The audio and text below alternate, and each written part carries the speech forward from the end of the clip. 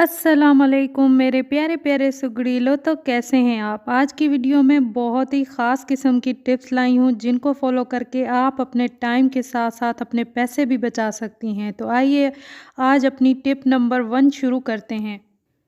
अगर आपके घर में भी बिल्ली है और आप उसको उठाते हैं और आपके कपड़ों पर उसके बाल लग जाते हैं तो ये टिप आपके लिए है। बहुत ही आसान सी टिप है। आप अपने कपड़ों से बिल्ली के बाल कैसे साफ़ कर सकती हैं। आपने लेनी है टेप और उसको इस तरह से आपने जो है वो खोल कर उसका अगला हिस्सा, या फिर आप काट भी सकते हैं, लेकिन मैं यहाँ पर इसको काट नहीं रही, ऐसे ही आपको दिखाने के लिए कि अगर आपके कपड़ों पर बाल लग गए हैं बिल्ली के तो आप उनको कैसे साफ़ कर सकते हैं। ये देखें बहुत ही आसानी से इस तरह से आप इस पर टैप चिपकाएंगी और उतारेंगी तो सारे बाल जो भी आपके कपड़ों पर लगे होंगे वो इस टैप पर लग जाएंगे। चाहे आप कितना भी मना करें लेकिन बच्चे बिल्लियों को उठा लेते हैं और बच्चों के कपड़ों पर अक्सर जो है ना वो बिल्लियों के बाल लग जाते हैं, तो उनको साफ़ करना बहुत ही मुश्किल हो जाता है। लेकिन इस टिप को आप फॉलो करेंगी तो बहुत ही आसानी से कपड़ों को साफ़ कर लेंगी। ये देखें सारे के सारे बाल जो है ना वो इस पर चिपक जाएंगे। तो है ना कमाल की टिप पसंद आई है तो एक लाइक कर दें। टिप नंबर 2 मेरी बहुत ही कमाल की है। अक्सर क्या होता है जर्सियों के ऊपर, जैकेट्स के ऊपर, उनके बाजुओं पर या फिर किसी भी जगह पर रुएं आ जाती हैं, तो उनको साफ़ करना बहुत ही मुश्किल हो जाता है, जिसकी वजह से स्वेटर या जैकेट्स वगैरह बहुत ख़राब लगती हैं। या अक्सर हुडी वगैरह आप ले आते हैं उस पर भी इस तरह से जो है वो रुएं आ जाती हैं। इनको साफ़ करना मुश्किल हो जाता है। तो मैं यहाँ पर आपको बताऊँगी बेस्ट तरीका जिससे आप सारी रुएं जो हैं आराम से साफ़ कर सकेंगी। आपने लेना है एक स्क्रबर और उसको उसके जैकेट्स हो या फिर जर्सी हो या फिर हुडी हो, जो भी हो, उसके ऊपर आपने इसको इस तरह से बिल्कुल हल्का हल्का करके स्क्रैच करना है। इस तरह से क्या होगा कि सारी रुएं जो हैं वो मिनटों में साफ़ हो जाएंगी। आपकी जैकेट्स या फिर हुडी जो है वो मिनटों में नीट एंड क्लीन हो जाएगी रुओं से। तो है ना ये भी कमाल की टिप। तो ये देखें मैं आपको साफ़ करके दिखाती हूँ। ये देखें आपको शायद सही से मेरा कैमरा दिखा ना पा रहा हो, लेकिन मैं आपको क्लोज़ करके दिखाऊंगी कि बहुत ही आराम से सारी की सारी रुएं जो हैं इससे साफ़ हो रही हैं। ये देखें मैं आपको क्लोज़ करके दिखाऊंगी। ये देखें बहुत ही आराम से सारी रुएं इस पर लग गई हैं। तो है ना कमाल का आइडिया। आप भी इसको ट्राई करें और मुझे कमेंट करके ज़रूर बताएं कि आपको मेरा ये आइडिया कैसा लगा।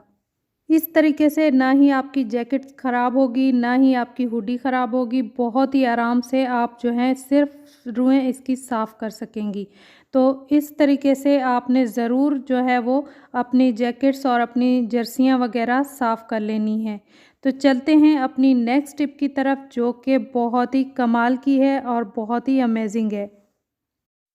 टिप नंबर 3 मेरी इस टैप के मुतल्लिक है कि जब भी हमें इसकी ज़रूरत पड़ती है तो इसका कोना इसमें चिपक जाता है और हम इसे ढूंढ नहीं पाते। बहुत टाइम जो है वो इसमें ज़ाया हो जाता है। तो बहुत ही आसान सा तरीका बता रही हूँ। आपने क्या करना है, आपने एक तीली लेनी है, चाहे आप जली हुई लें या फिर आप जो है न्यू ले लें। तो आपने उस तीली को इसके बीच में डाल लेना है। जस्ट थोड़ी सी ही टेप हम खोलेंगे और इसके बीच में हम ये तीली रख देंगे और उसके बाद हम इसको चिपका देंगे। जब भी आपको टेप चाहिए हो, आप इसको खोलना चाहें, बहुत ही आसानी से आप इसको खोलकर यूज़ कर सकते हैं। तो है ना कमाल की टिप। उम्मीद करती हूँ ये टिप भी आपको पसंद आई होगी। अगली टिप भी मेरी बहुत ही बेस्ट है, यकीनन ये भी आपको पसंद आएगी। अगली टिप मेरी इस जो है शीशी की बोतल के मुतल्लिक है। जो अक्सर आप सीरम ले आती हैं उसकी ये खाली शीशियाँ आप फेंक देती हैं, इसको फेंका ना करें, ये बहुत ही काम की हैं। आज की टिप को देखने के बाद आप इसको कभी भी नहीं फेंकेंगी। सबसे पहले हमने क्या करना है, इस शीशी में हमने भर लेना है ऑयल। ऑयल यहाँ पर मैंने लिया है सरसों का। आप जो है वो सरसों का ही ऑयल लें, क्योंकि जो टिप मैं बताने लगी हूँ उसके लिए सरसों का ऑयल जो है वो बहुत ज़रूरी है। तो पहले हमने इसी तरीके से जो है वो शीशी में ऑयल भर लेना है। ये ऑयल जो है वो हम बहुत ही आसानी से यूज़ करेंगे अपने दरवाज़ों पर। दरवाज़ों पर आप अक्सर ऑयल लगाते हैं लेकिन उसको लगाने के लिए आपको बहुत मुश्किल होगी। लेकिन इस तरह से आप इसके जो हैं वो सारे जो हैं इसके ये बने हुए हैं बीच में जहाँ जहाँ पर हम ऑयल लगाते हैं, तो अभी मुझे इसका नाम भूल गया है। तो इसमें इस तरह से आपने ऑयल जो है वो डालना है, जिससे दरवाज़े आपके आवाज़ बिल्कुल भी नहीं निकालेंगे।